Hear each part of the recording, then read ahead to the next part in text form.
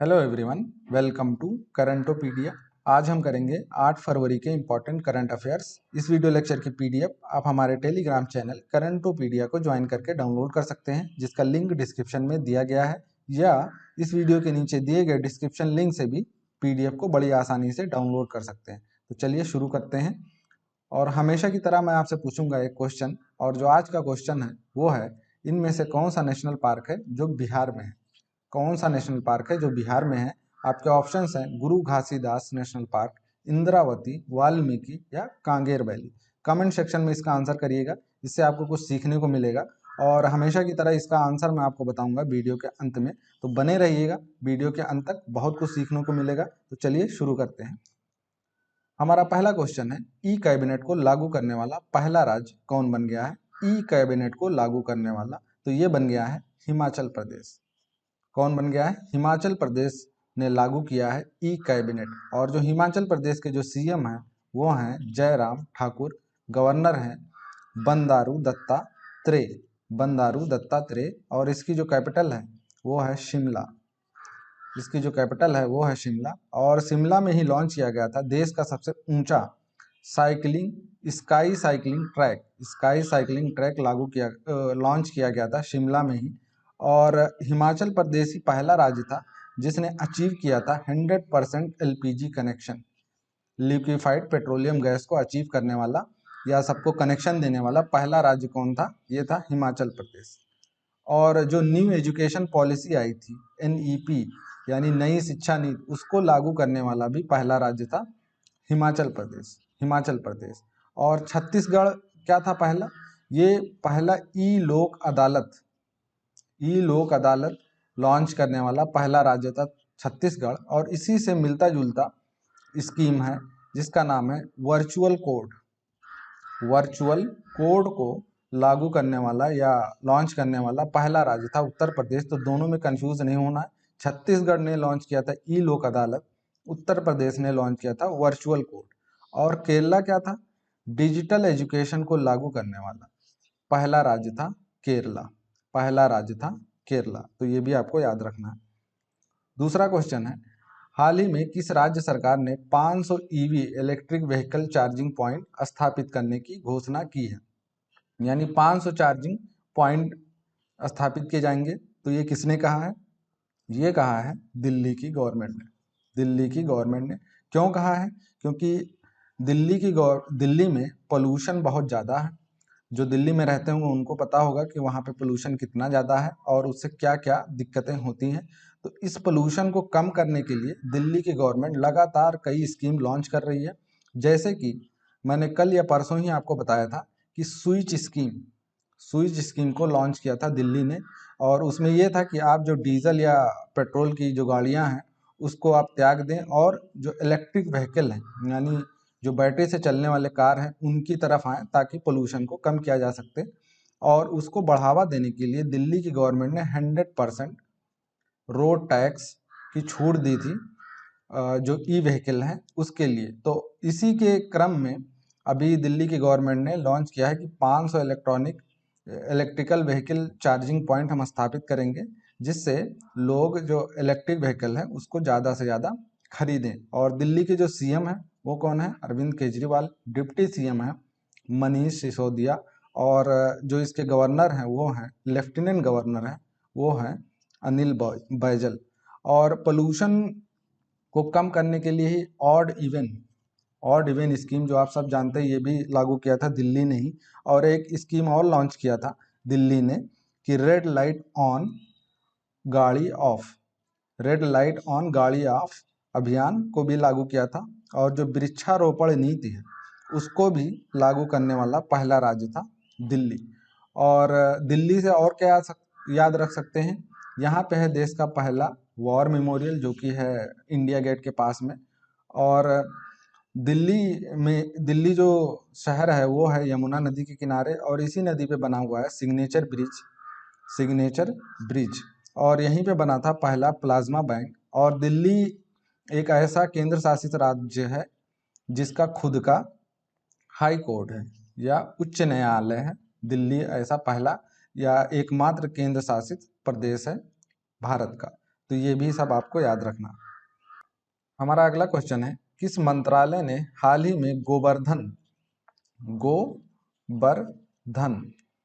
गोवर्धन योजना पर एकीकृत पोर्टल की शुरुआत की है? गोवर्धन योजना की पे एकीकृत पोर्टल की शुरुआत की है, तो ये किया है जल शक्ति मंत्रालय। जल शक्ति मंत्रालय ने। और जल शक्ति मंत्रालय के मिनिस्टर कौन है या मंत्री कौन है? ये हैं गजेंद्र सिंह शेखावत। आईपीएल में 150 करोड़ कमाने वाले पहले क्रिकेटर कौन बन गए हैं? आईपीएल से 150 करोड़ कमाने वाले पहले क्रिकेटर कौन बन गए हैं? तो ये बन गए हैं महेंद्र सिंह धोनी। और इससे पहले मैंने आपको बताया था कि आईपीएल से 100 करोड़ कमाने वाले कौन है? तो ये 4 क्रिकेटर हैं जिन्होंने 100 करोड़ कमाए हैं इंडिया के। तो ये हैं विराट कोहली, सुरेश रैना, रोहित शर्मा और महेंद्र सिंह धोनी।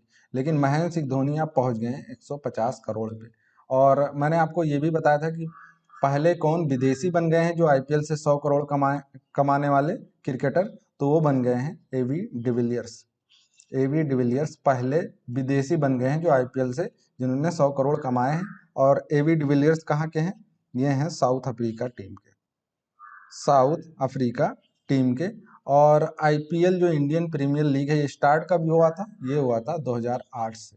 और जो 2020 का आईपीएल हुआ था वो हुआ था यूएई में, यूनाइटेड अरब एमिरेट्स। और इसकी जो करेंसी है वो है दिरहम, और जो इसकी कैपिटल है वो है अबू धाबी। और दुबई में ही है आईसीसी का हेडक्वार्टर, जिसके चेयरमैन हैं ग्रेग बार्कले, और जो सीईओ हैं वो हैं मनु साहनी। और आईपीएल ऑर्गेनाइज कौन करता है? ये करता है बीसीसीआई। और बीसीसीआई के जो चेयरमैन हैं वो हैं सौरव गांगुली, सचिव हैं जय शाह। तो ये भी आपको याद रखना है। मध्य प्रदेश के बाद बिजली के क्षेत्र में सुधार करने वाला दूसरा राज्य कौन बन गया? यानी दूसरे राज्य की बात हो रही है। पहले नंबर पे था मध्य प्रदेश, और बिजली में जो डिस्ट्रीब्यूशन है, पावर सेक्टर का डिस्ट्रीब्यूशन है, उसमें लॉस को कम करने के लिए या बिजली कटौती को कम करने के लिए दूसरा राज्य कौन बन गया है जो इसमें सुधार करेगा? तो ये बन गया है आंध्र प्रदेश। ये बन गया है आंध्र प्रदेश। आंध्र प्रदेश के जो सीएम हैं वो हैं जगन मोहन रेड्डी। और यहाँ के जो गवर्नर हैं वो हैं विश्वभूषण हरिचंदन। और आंध्र प्रदेश से हम और क्या याद रख सकते हैं? आंध्र प्रदेश जो फल हैं उसके फलों के उत्पादन में नंबर 1 पे है आंध्र प्रदेश। और डूइंग बिजनेस इंडेक्स में भी आंध्र प्रदेश था नंबर 1 पे। और आंध्र प्रदेश में एक स्कीम चल रही है काफ़ी फेमस, जगन्या विद्या कनिका योजना। तो ये भी आपको याद रखना है। उड़ीसा के किस शहर में भारत का पहला thunder storm research test bed बनाया जाएगा? थंडर स्टॉर्म यानी जो बिजली कड़कती है उसकी वजह से काफ़ी सारी मौतें होती हैं उड़ीसा में, और लगभग हर साल 350 डेथ होते हैं उड़ीसा में।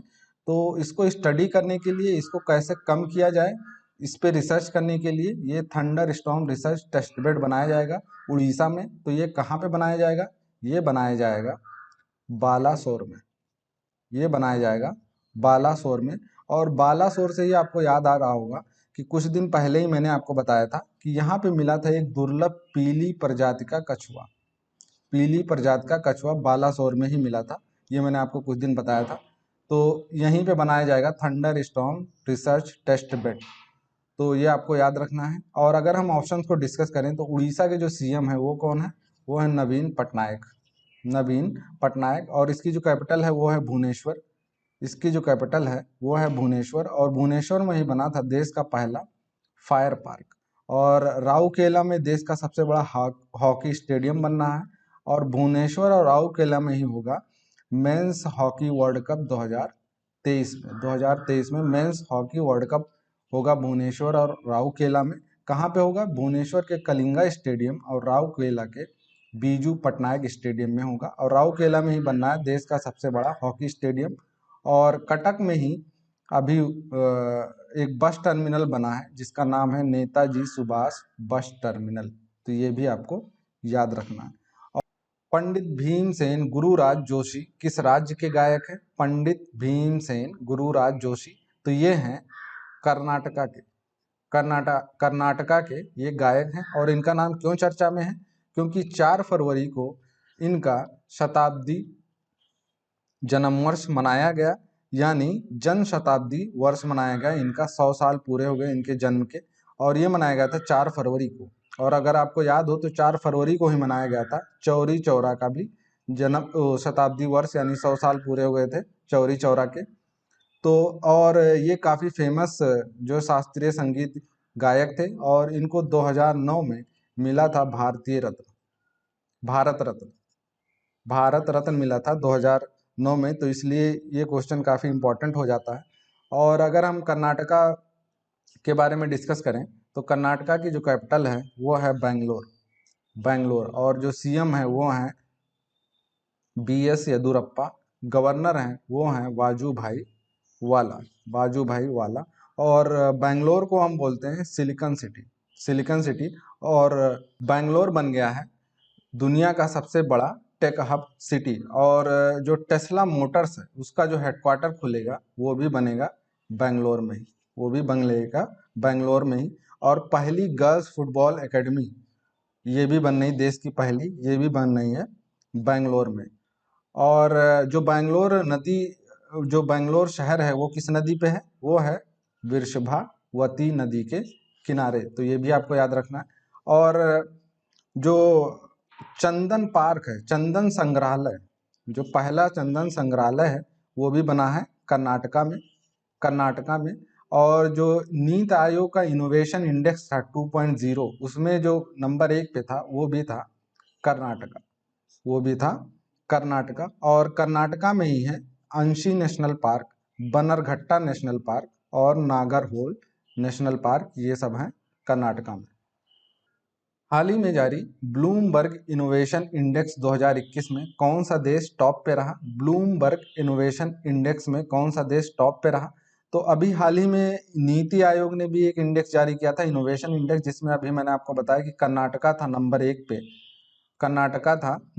पे। बड़े राज्यों में, छोटे राज्यों में था नंबर 1 पे दिल्ली।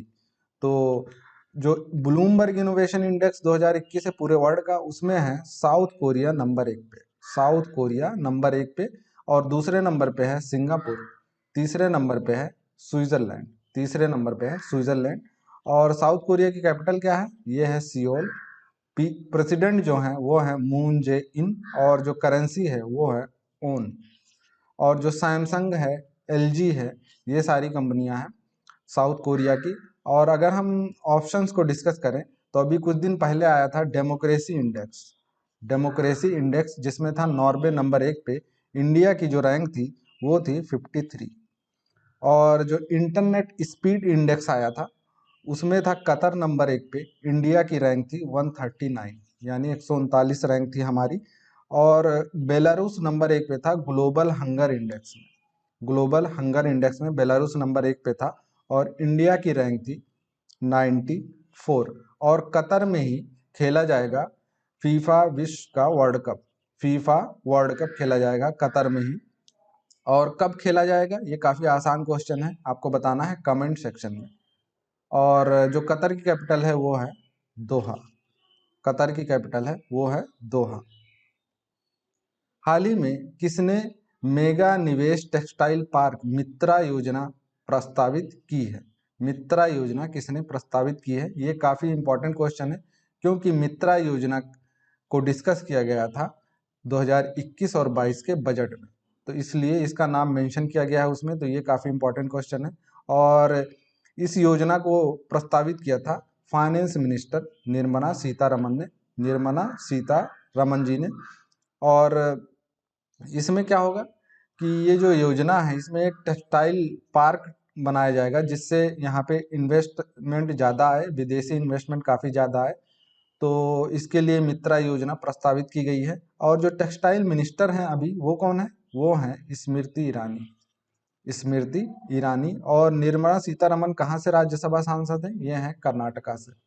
और इन्होंने ही पेश किया देश का पहला बजट, यानी डिजिटल बजट पेश किया, पेपरलेस बजट वो पेश किया निर्मला सीतारमन ने। तो ये भी आपको याद रखना। अगला क्वेश्चन है, आयुष्मान भारत के मुख्य कार्यकारी के रूप में किसे नियुक्त किया गया है? तो ये नियुक्त किया गया है RS शर्मा को। राम सेवक शर्मा जी को बनाया गया है मुख्य कार्यकारी आयुष्मान भारत योजना का।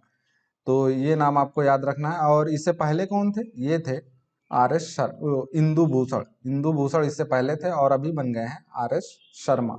और अगर हम ऑप्शंस को डिस्कस करें तो सोमा मंडल बन गई हैं steel authority of India limited की पहली महिला अध्यक्ष, और शेखर कपूर बन गए हैं FTII के अध्यक्ष, यानी film television institute of India के अध्यक्ष बन गए हैं शेखर कपूर। तो अब लौटते हैं हम अपने क्वेश्चन पे। मैंने पूछा था इनमें से कौन सा नेशनल पार्क है जो बिहार में है, और मुझे उम्मीद है कि आपने कमेंट सेक्शन में इसका आंसर जरूर किया होगा। और ये नेशनल पार्क है Valmiki national park. Valmiki national park है बिहार में। और जो गुरुदासी नेशनल पार्क है, इंद्रावती नेशनल पार्क और कांगेर वैली, ये तीनों नेशनल पार्क हैं छत्तीसगढ़ में। छत्तीसगढ़ में। और वाल्मीकि नेशनल पार्क है बिहार में। तो आज के लिए बस इतना ही। मिलते हैं कल रात को 8 बजे 9 फरवरी के इंपॉर्टेंट करंट अफेयर्स की वीडियो के साथ। तब तक के लिए ऑलवेज कीप स्माइलिंग।